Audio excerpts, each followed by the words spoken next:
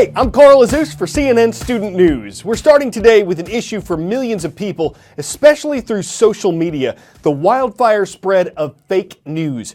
These are stories you read about that appear to be factual, but in fact have no basis in fact at all. For example, before the U.S. presidential election, a number of false stories circulated online. One appeared to show Democratic presidential nominee Hillary Clinton about to receive thousands of fraudulent ballots in her favor. One appeared to show a quote from 1998 in which Republican presidential nominee Donald Trump trashed the very people who'd become his own voters. To be clear, neither of these stories was true, but they still went viral. Experts say making sure a story is from a reliable news source, watching out for headlines that don't match the article itself, and avoiding sharing information from a single site you've never heard of can help curb a growing problem. Made-up false stories are polluting people's Facebook timelines and Twitter streams. And getting worse. Even President Obama is raising the alarm. If we are not serious about facts and what's true and what's not, then we have problems. These problems are not brand new, but they're becoming a lot more prevalent. We have an epidemic of false information racing around, using social networks as the accelerator. Now, staffers at social media giants are doing some soul searching. These fake sites are easy to set up and profitable for the creators. Every time we click and share, they make more money, but we are worse off. Now, Facebook and Google are banning fake sites from making money off their ad networks. It's a first effort to choke off some of the revenue. The bigger challenge?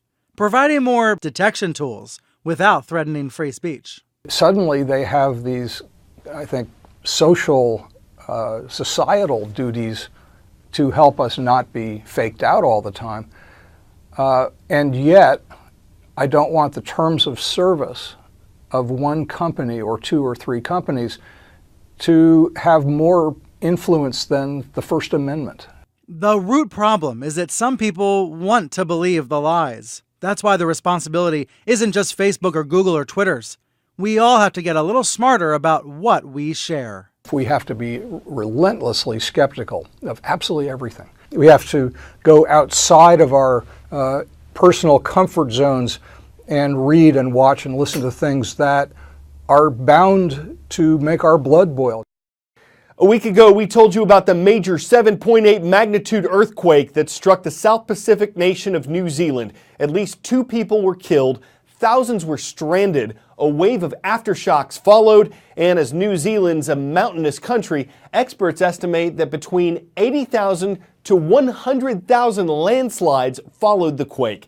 Some roads are closed indefinitely. Near the coast, the quake lifted the seabed more than 6 feet higher. That left rocks and marine animals exposed above the level of the tide. And here's a strange sight. This News Hub video shows 3 cows that were stranded when the ground collapsed around the spot where they were standing. Their owner had to dig a track, a path through the soft soil to get them down. How could this have happened?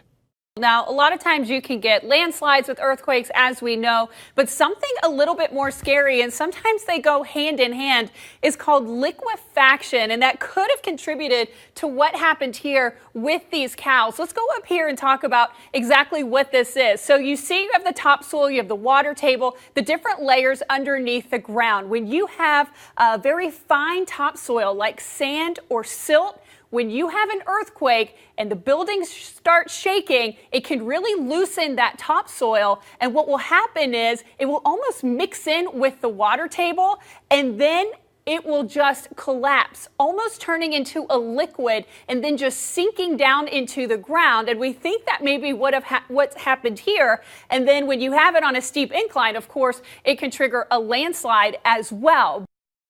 On Saturday in Cape Canaveral, Florida, liftoff of a spacecraft that could change the way Americans view and forecast the weather. It's named the Geostationary Operational Environmental Satellite R, or GOES-R. It's one of 4 weather satellites intended to operate through 2036 at a cost of $11 billion. The GOES-R is geostationary. That means it stays at a fixed point in its orbit above the Earth. It'll take a couple weeks for the satellite to reach that point, and scientists expect that within a year it could be completely up and running. This is GOES-R, the next generation of U.S. weather satellites that is set to revolutionize the way you get your daily forecast. This information coming from this satellite behind me will literally be like going from analog to Ultra HD resolution with one simple flip of a switch. This is what weather satellite imagery used to look like. Grainy, black and white images that were hard to read. And this is what it will look like now with the super high resolution imagery from the GOES-R. The first weather satellite, HEROS-1, was small and circular with 2 television cameras that polar orbited the Earth. By the 1970s, NASA began the GOES missions, geostationary satellites that continuously monitor the US instead of circling the Earth. Today's GOES-R satellite will also have an even more advanced sensor that will record images simultaneously in 16 different wavelengths, 11 more than our current GOES satellites. In 6 months, it will return more data than all the other US geostationary weather satellites have downloaded in the past 40 years. For several years, it has been like we upgraded our forecast models to high definition, but we're still shooting with standard definition cameras. But now, by starting with a higher resolution image with more detail, the global prediction models meteorologists use will instantly improve. If there's a severe storm somewhere in the United States, over 1,000 by 1,000 kilometer area, they can take a picture every 30 seconds. And so that means that, as you string those together, you can have almost a, not quite real-time movie of a storm as it's developing. But it's not just earthly disasters the satellite is protecting us from. The spacecraft also has a solar ultraviolet imager that will monitor what is called space weather, or rather eruptions from the sun that can impact Earth. Trillions of dollars of our economy is weather-related, or can be impacted by weather. And the GOES satellite helps to provide warning. Black Friday. Sounds kind of scary. And it was. Black Friday first referred to the collapse of the U.S. gold market in 1869. A century later, Philadelphia police used Black Friday to describe chaos and congestion. Downtown streets were clogged with hordes of shoppers headed to the big department stores. Retailers hated the term, but then tried to reinvent it. It was the day their profits went from red to black. So they said. Black Friday really started catching on in the 80s and 90s, pushed by the growth of big box stores. Today, it's all about bargains, and Black Friday's dark roots are for the history books. So that's one of the events that follows the U.S. Thanksgiving holiday this Thursday. Others include Small Business Saturday and Cyber Monday. Small Business Saturday is when mom and pop shops hope to see their sales increase. Cyber Monday is named for online shopping sales. The bottom line, this weekend is the traditional start of the U.S. holiday shopping season, and discounts are all over the place. What's a little controversial are sales on Thanksgiving itself. Some retailers are open the afternoon of the holiday to encourage people to shop in stores or online. Some are closed, encouraging their employees and customers to spend time with their families. Though tens of millions of Americans typically do some shopping on Thanksgiving Day, data from the National Retail Federation suggests that number is decreasing each year. And retail itself is changing, with sales attracting buyers well before Thanksgiving and an increasing number of Americans shopping online. Satu has grown a lot since he was born 1 year ago. At that time, he weighed just 2 pounds. Now, he's more than 100.